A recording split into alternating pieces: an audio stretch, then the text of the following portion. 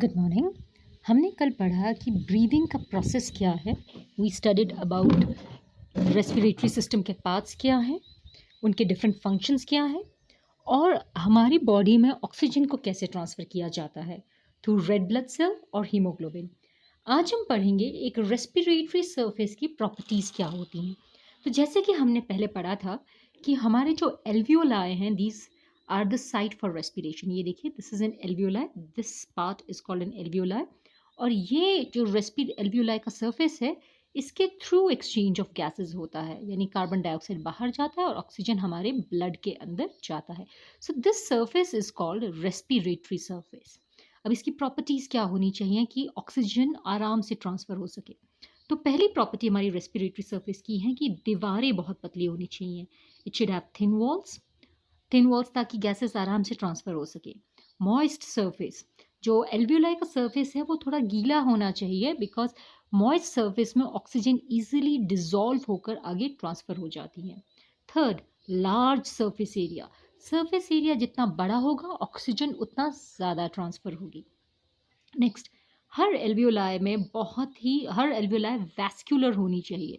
Vascular का मतलब होता है कि it should have a large blood supply, उसमें ब्लड सप्लाई बहुत होनी चाहिए ताकि जो ऑक्सीजन हमारी बॉडी में जाती है वो ऑक्सीजन हमारे ब्लड में ट्रांसफ़र हो सके। तो आप यहाँ देख सकते हैं, ये एल्वियोलाई की दीवार बहुत थिन है, इट्स इज़ वेरी थिन, ये मॉइस्ट है। और आप देख सकते हैं कि एक एक में बहुत सारे एल्वियोलाई हैं, दैट मीन्स इनका सरफेस एरिया बहुत ज़्यादा है। और और ये यहाँ पे देख सकते हैं कि आप आर्टरीज के साथ कनेक्टेड है, वीन्स के साथ कनेक्टेड है, pulmonary artery and pulmonary vein. That means ये वैस्कुलर है। वैस्कुलर का मतलब होता है कि it is connected to blood vessels और ब्लड में ऑक्सीजन ईजिली ट्रांसपोर्ट हो सकता है। So these are the properties of a respiratory surface. अगर हम अब आगे बात करें, रेस्पिरेटरी सरफेस का लार्ज एरिया इसलिए होना ज़रूरी है ताकि सरफेस एरिया जितना बड़ा होगा गैसियस एक्सचेंज भी उतना फास्टर रेट में होगा, ऑक्सीजन उतनी जल्दी ब्लड में पहुंचेगी और कार्बन डाइऑक्साइड उतनी जल्दी बॉडी से बाहर रिमूव होगा। सो ये आप देख सकते हैं यहाँ पर कि किस तरह से आपके ये छोटे छोटे एल्वियोलाई हैं और ये इनके ऊपर आर्टरीज वीन्स लगी हैं। सरफेस एरिया बड़ा है because there are lot of little balloons called alveoli. तो अब हम आगे डिस्कस करते हैं ब्रीदिंग का प्रोसेस क्या है। ब्रीदिंग में 2 स्टेप है, इंस्पिरेशन, इनहेलिंग, एक्सपीरेशन या एक्सहेलिंग। इंस्पिरेशन में सबसे पहला स्टेप होता है, इंस्पिरेशन का मतलब होता है ऑक्सीजन को अंदर लेके जाना, you take oxygen inside body, this is called inspiration. Expiration का मतलब होता है कार्बन डाइऑक्साइड को बाहर रिमूव कर देना, that is called expiration. Now in inspiration आप देख सकते हैं कि हमारे यहाँ पर एक प्लेट होती है जिसे हम डायफ्राम कहते हैं। तो इन इंस्पिरेशन हमारा काम है ऑक्सीजन को अंदर लेकर जाना। तो उसके लिए सबसे पहले डायफ्राम नीचे की तरफ मूव करता है। डायफ्राम जब नीचे मूव करेगा तो लंग्स का एरिया बढ़ जाएगा, छोटा लंग का वॉल्यूम बढ़ जाएगा। दूसरा, रिब केज बाहर की तरफ आता है, रिब केज एक्सपैंड्स। जब रिब केज एक्सपैंड होगा तो ये आपका जो लंग लंबा हुआ था ये साइज में चौड़ा भी हो जाएगा, तो अंदर का लंग वॉल्यूम इंक्रीज हो जाता है। सो ये लंग वॉल्यूम विल इंक्रीज। जब लंग वॉल्यूम इंक्रीज होगा तो आप देख सकते हैं इसका एयर प्रेशर कम हो जाएगा। नेचुरली जो मॉलिक्यूल पहले इतने कर एरिया में थे अब वो इतने कर एरिया में, और जैसे जैसे लंग्स का आपने एरिया बढ़ा दिया, वॉल्यूम बढ़ा दिया, तो वही वॉल्यूम एरिया उन्हीं गैसेस को स्प्रेड करने के लिए ज़्यादा वॉल्यूम मिल जाएगा, एयर प्रेशर कम हो जाएगा। और हम जानते हैं कि air will always move from high pressure to low pressure, तो हवा बाहर से अंदर की तरफ ऑटोमेटिकली चली जाएगी। एक बार और समझते हैं। सबसे पहले in the process of inspiration और इनहेलेशन आपका डायफ्राम नीचे जाएगा, आपका लंग साइज लंबा हो जाएगा, राइट। सेकंड, आपका रिब केज बाहर की तरफ मूव करेगा, जिसके वजह से आपका जो लंग का साइज है वो लंबे के साथ थोड़ा सा चौड़ा भी हो जाएगा। इसकी वजह से आपका लंग का वॉल्यूम इंक्रीज हो जाएगा। आप देख रहे हैं कि इतने छोटे लंग के कंपैरिजन में इतना बड़ा लंग, इसका वॉल्यूम बढ़ गया है। जब वॉल्यूम बढ़ जाएगा तो इसके अंदर का एयर प्रेशर कम हो जाएगा, ज़्यादा वॉल्यूम है, कम गैसेस हैं, so air will move from outside to inside. This is called inhalation या इंस्पिरेशन। अगला स्टेप है हमारा एक्सपीरेशन और एक्सहेलेशन। इन दिस प्रोसेस आपका डायफ्राम ऊपर की तरफ मूव करता है, इट विल मूव अप। जब आप सांस लेते हैं, आपने देखा होगा कि आप पेट को अंदर की तरफ दबा सकते हैं, यानी डायफ्राम ऊपर की तरफ मूव कर रहा है। तो आपका ये जो लंग था, ये साइज में आपका छोटा हो गया, इट विल बिकम स्मॉलर। आपका रिब केज अंदर की तरफ चल जाएगा, रिट्रैक्ट हो जाएगा, it will go towards inside. तो आपका जो लंग पहले इतना लंबा था, सबसे पहले तो डायफ्राम की वजह से वो छोटा हो गया, और रिब केज के वजह से इसका साइज और भी ज़्यादा छोटा हो गया। इसके वजह से लंग वॉल्यूम आपका डिक्रीज हो गया। जब आपका लंग वॉल्यूम डिक्रीज होगा तो आपका एयर प्रेशर इंक्रीज हो जाएगा। नेचुरली जो गैसेस इतने बड़े एरिया में पहले थी दूर दूर, अब वो छोटे से एरिया में पास पास हो गई हैं, तो प्रेशर अंदर इंक्रीज होगा। तो हम जानते हैं कि air will move from high pressure to low pressure, तो हवा बाहर निकल जाएगी। दिस इज कॉल्ड एक्सपिरेशन और एक्सहेलेशन। तो ये हमने पढ़ा था कि how does breathing takes place in human beings.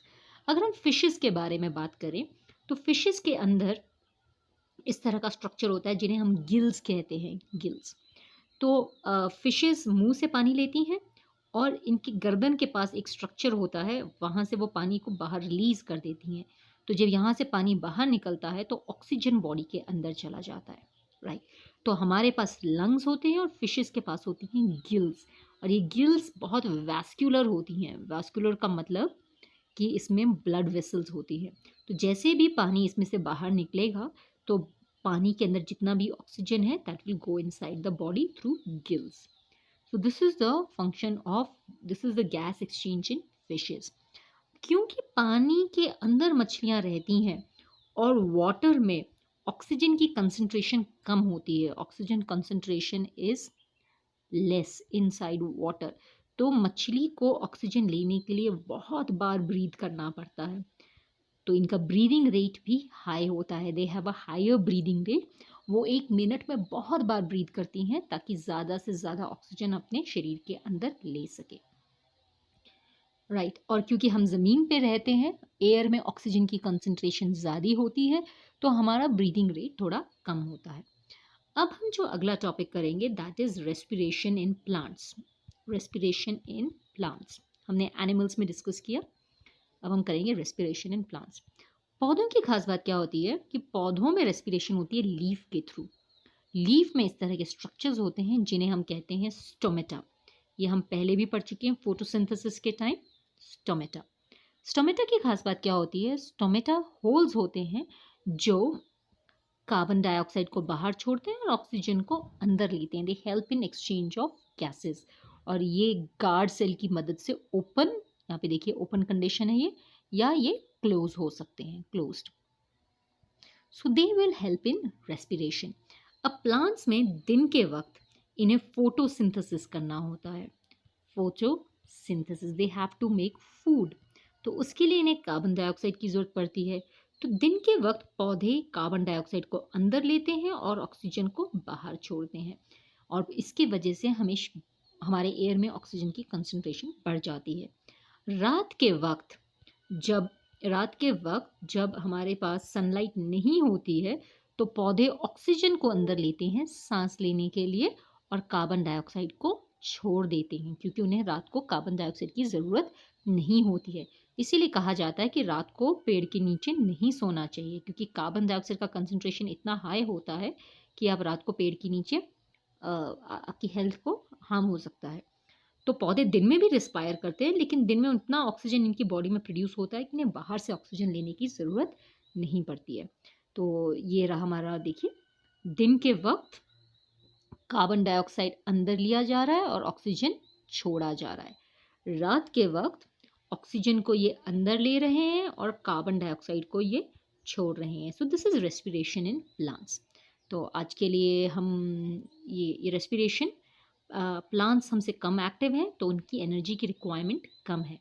उनमें गैसियस एक्सचेंज लीफ में होता है, इसलिए लीफ बहुत सारे होते हैं, और डिफ्यूजन के थ्रू स्टोमेटा से ये गैसियस एक्सचेंज कर लेते हैं। So this was about respiration in plants. आज के लिए हम इतना ही करेंगे। Have a nice day.